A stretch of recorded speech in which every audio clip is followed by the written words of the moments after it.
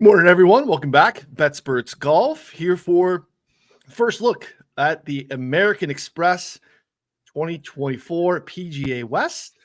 Joining me here to walk through some of this here as we take our first journey. Now we are stateside.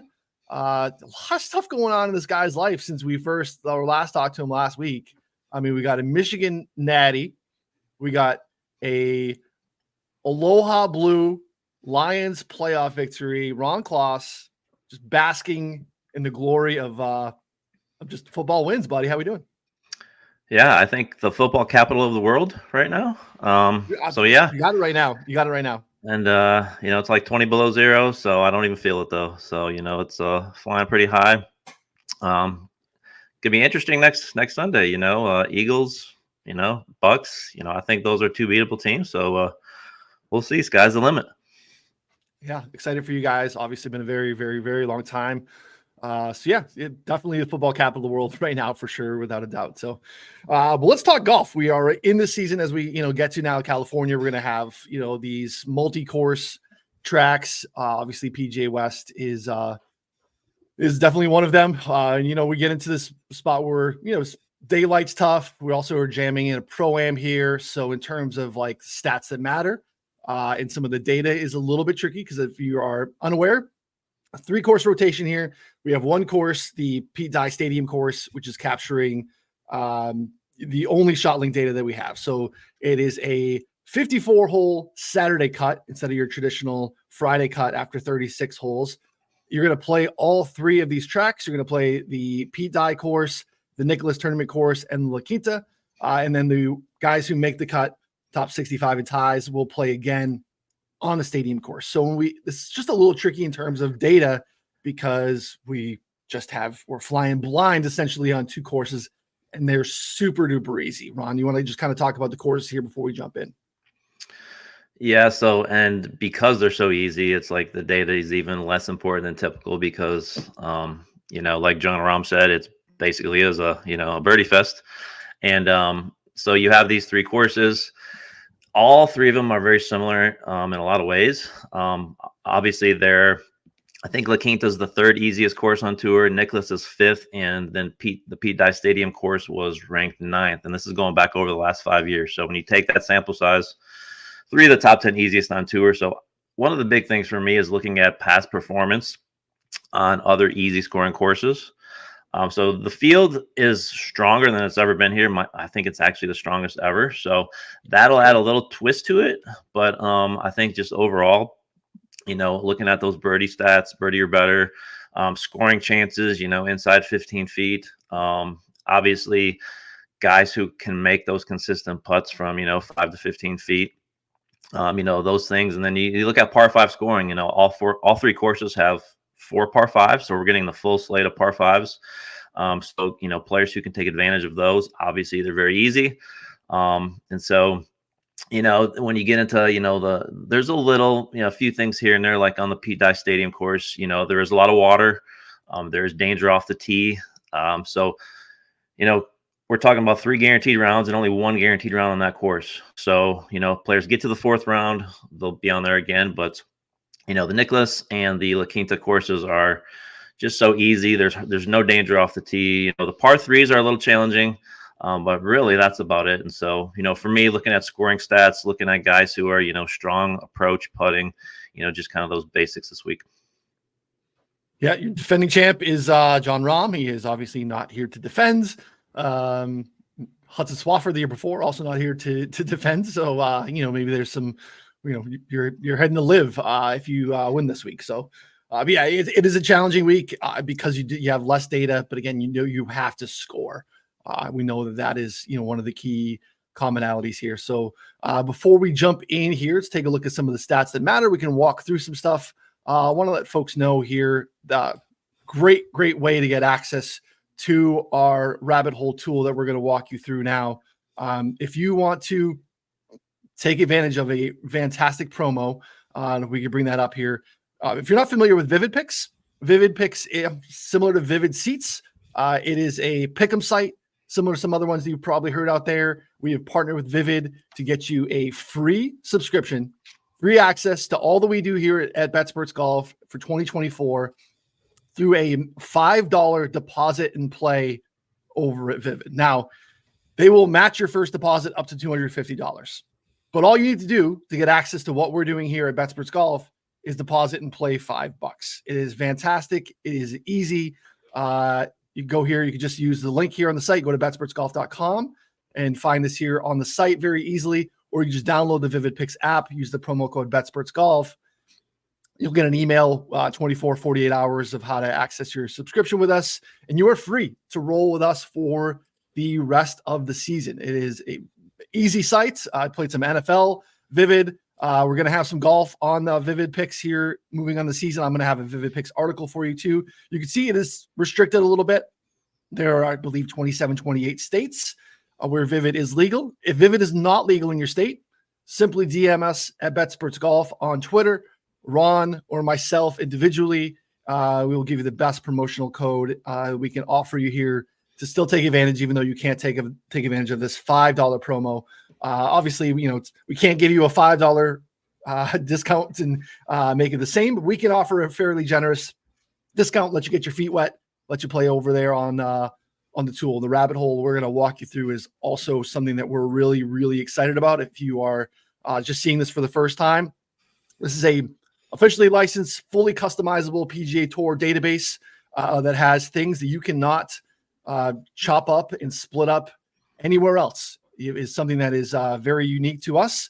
CSV download I absolutely love because you can build lots of different models and kind of pull them to the side and do all sorts of stuff. You cannot do that anywhere else. There are all sorts of customizable metrics, filters, conditions, things that you are not going to find. We're going to talk through some of those today. So if you are checking this out for the first time, again, you get access to this for $5 for the entire season, or just DM us and we'll get you a nice little discount. So, all right, Ron, let's take a look here. So again, what we have here in terms of if you were to pull course history, what you could do, you could simply go into the course tab, and pull up the events and pull up the American Express, and you'd be able to, look at what's happened here in the past. A little bit noisy, so I'm not going to do that. Again, we're only going to capture the 2 rounds here too. But in terms of what you're looking at here, when you want to look into the rabbit hole, scoring you mentioned, what would be some spots that you would start from a statistical standpoint?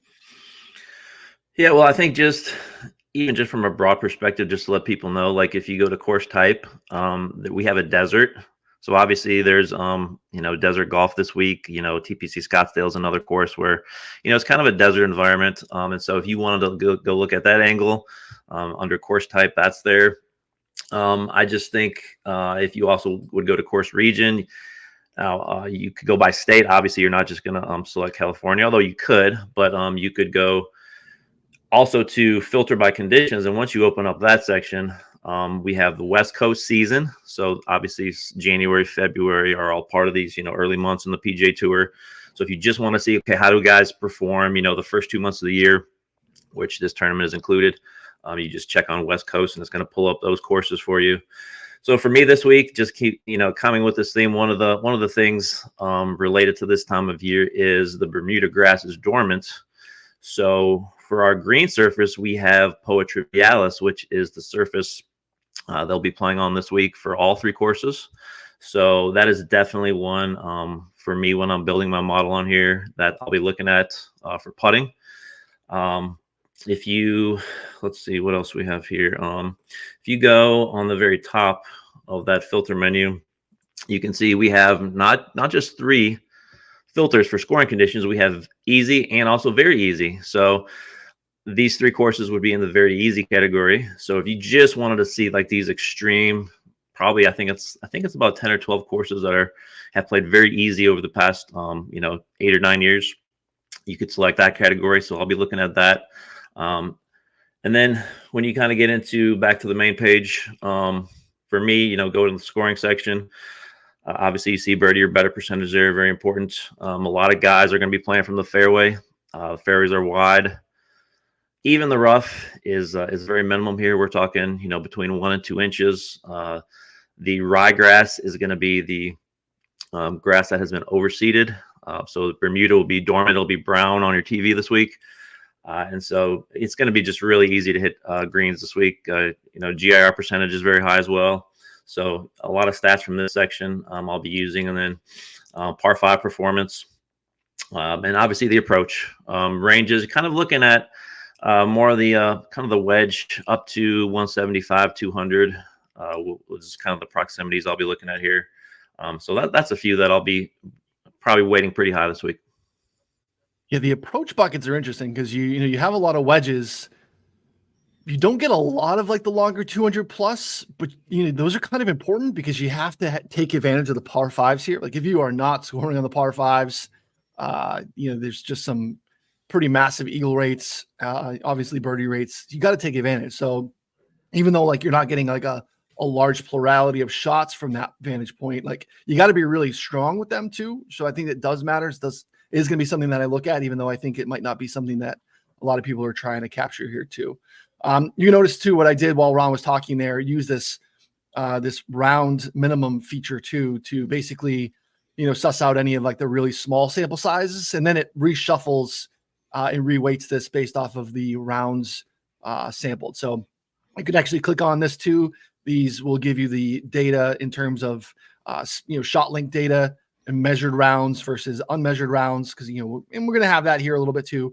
We're working on expanding and building out these player pages, but that's something that you can do here to get a little sense of, based off of the metrics and samples and filters that we have on. If you want to get some of the data here based on that, you can go ahead and click in here too. Pretty straightforward. Let's just look big picture before we start here, Ron. Let's just look at, from a strokes gain standpoint.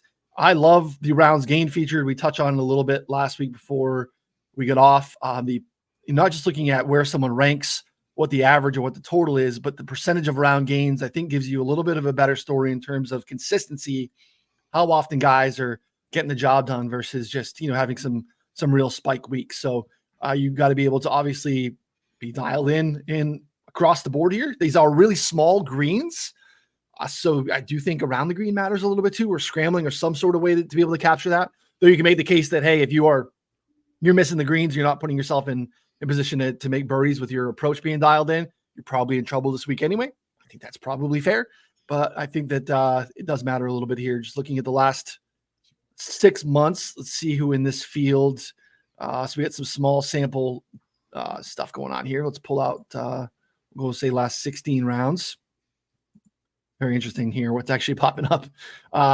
Sam Ryder is gaining strokes on approach at 81.5% of his measured rounds over the last 6 months, which is, I think that's probably pretty good. Sam Ryder plays some pretty good golf in the West Coast. Was someone that's actually interesting to me last night, and it opened at 200-1 today. So I didn't think we'd lead with Sam Ryder, but you can see Scheffler not far behind. Some other familiar names. JT Poston continues to be dialed in. Cantley has played well here in the past, as has his dinner buddy. Xander, who opened up pretty short, 9-1. Xander to open, who had a nice little showing here last year too. But I like this because I think this just tells a better strokes gain story in terms of percentage of round gain versus just kind of capturing the spiked weeks. Which obviously we want from a DFS standpoint. You want to be able to have those strong performances, but I think from a betting standpoint, finishing position bets, matchups, things like that, I think consistency matters quite a bit. Yeah, and if you another good thing to check this week, like I was saying earlier, with it being early in the year, is if you go to the filter menu again and select West Coast.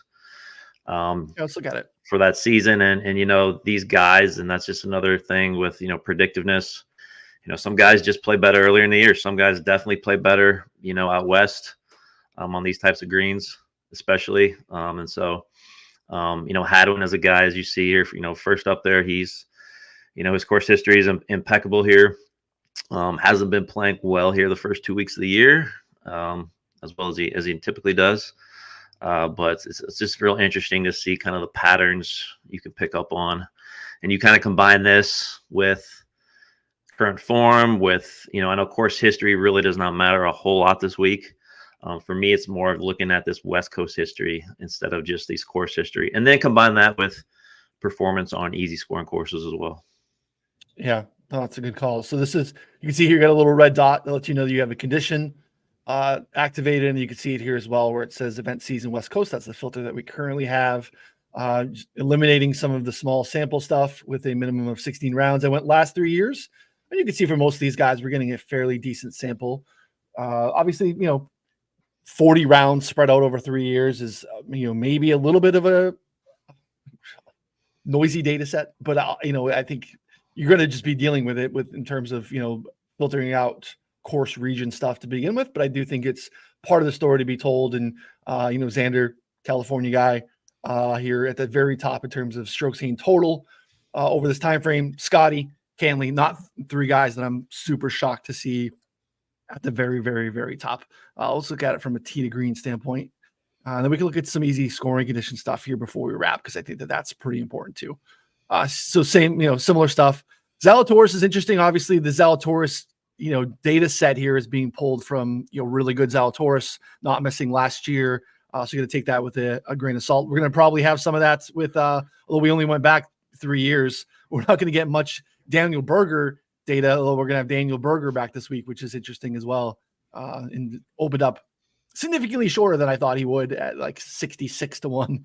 Will be definitely a stay away. So yeah, some of the top names that you would expect here. Sanjay, who has had a nice little run here, has played some good golf in the past, popping here. Siwoo, winner here before, which makes a lot of sense. We get JT back in action. JT, obviously, you missed the Hawaii swing there. It made sense for him to not go to Sony after not qualifying for the Century. But yeah, JT seems to be getting JT credit for basically wiping 2023 off the board in terms of where he is on the odds board this morning as we opened up, where he is between like 18 and 25 from what I've seen. So you're basically paying almost full freight for JT, which I think is very interesting. But let's look at some of the easy scoring condition stuff here, Ron, before we wrap. I think that's a really good thing. Someone asked me this, and I think it's important to clarify here.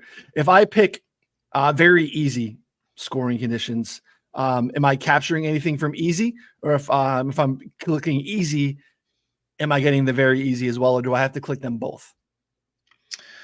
So yeah, that's one where you would select both. So if you select one, it's only going to pull those. And so you pull both, it's going to show you everything easy. And that's definitely the way that I would use that. Yeah, and that's what I told people. So I'm glad I gave them the right answer. Yeah, this is brand new for us too, so we want to make sure that we are, know the thresholds that count as easy and very easy, and what counts for that. So, what else? So I don't want to over chop this up. Should we just do these scoring conditions and see what spits out? Yeah. Now, typically, the normal American Express, I would select for field strength, very weak and weak, because that's what it normally is. But this week is not. I would say it's probably average, and maybe even probably not strong yet, but I would probably just this week just look at those easy conditions and see how guys perform.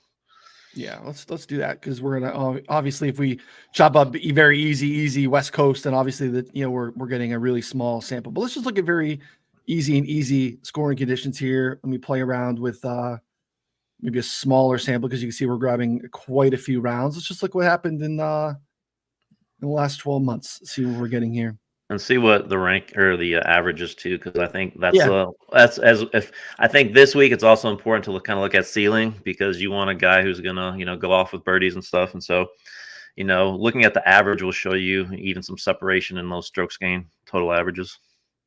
All right, so yeah, we're getting a good size 50 rounds or so for most guys, strokes gained total on easy courses.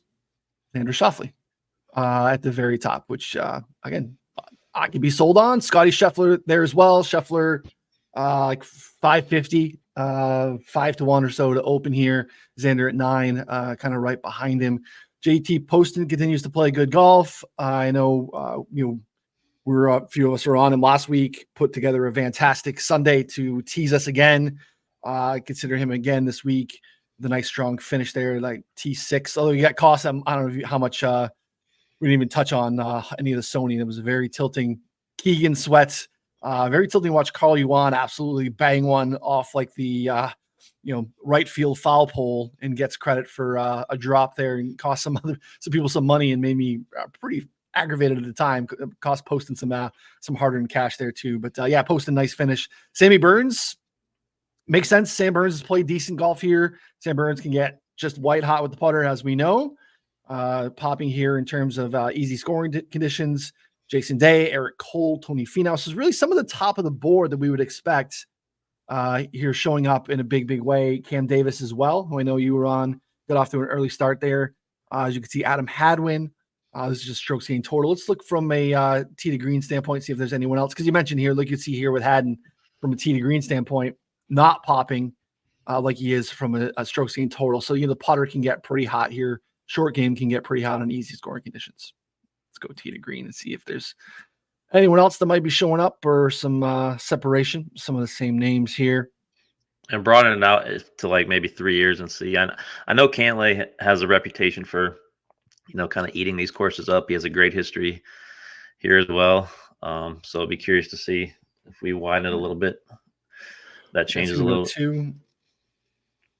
Yeah, I mean, 2 years, we're getting 100 rounds for some of these guys. Have a big old sample. And we could even, that's another thing you could do if you want to, that is a lot of sample for some of these guys. You see Cantlay going up to number 2. You could also, we could also check out just the very easy, since these are definitely a category of grouping of courses that are, playing well under par. So it's another option. Yeah. If you want even less sample, you want to narrow it down further. Yeah, these are definitely some of the names I would expect to see here. So we'll move easy. Let's see what we get here for all right, getting around 30 rounds last 2 years here for folks on very easy scoring conditions. And there you go at the top. Patrick Cantlay, Sungjae Im, Scotty Scheffler, Tom Kim. Again, some of the top of the board from an odds standpoint. Then we get an appearance from Taylor Pendrith, who we hadn't seen yet. Steven Yeager, who Andy will bet for sure now that he's popping up there. We don't need to twist Andy's arm to bet Steven Yeager. He loves to make that bet. Eric Cole continues to show up, although the sample here is pretty small, but Eric Cole playing really good golf, consistently in the mix. Got saved by the Damon putt last week on the cut, but it just continues to play consistent golf, tee to green. Short game's really good. A spot here where, again, like you mentioned, you don't have to be like precision off the tee in terms of setting yourself up for the second shot.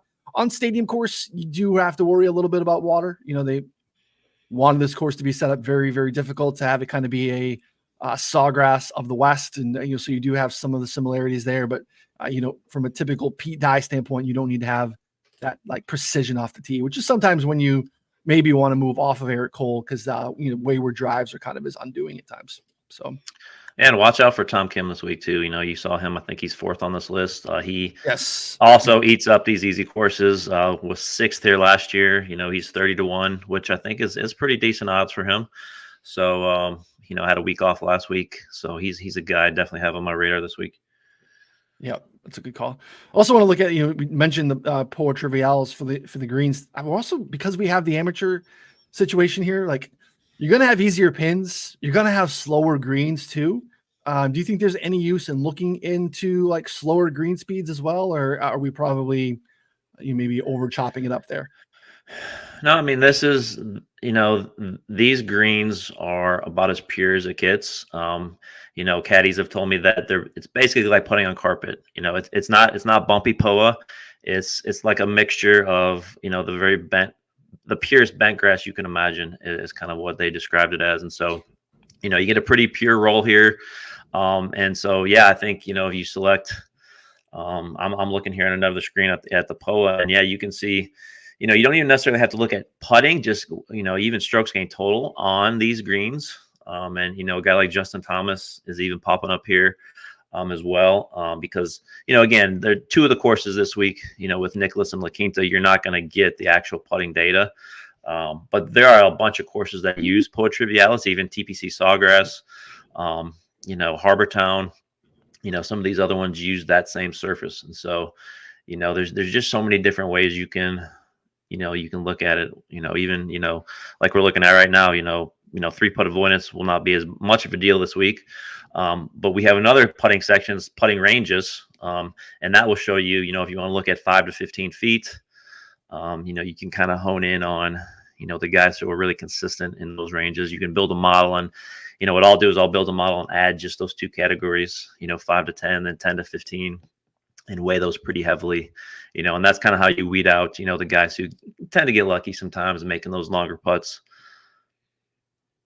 Yeah, no, that's a really good call. You can see here, this is the putting range section where we're capturing some of this data here, and a decent sample, I guess, relative with the the split out here for the green surface that you can do here. Just looking again, go back to putting, or you can just go in the strokes gain section.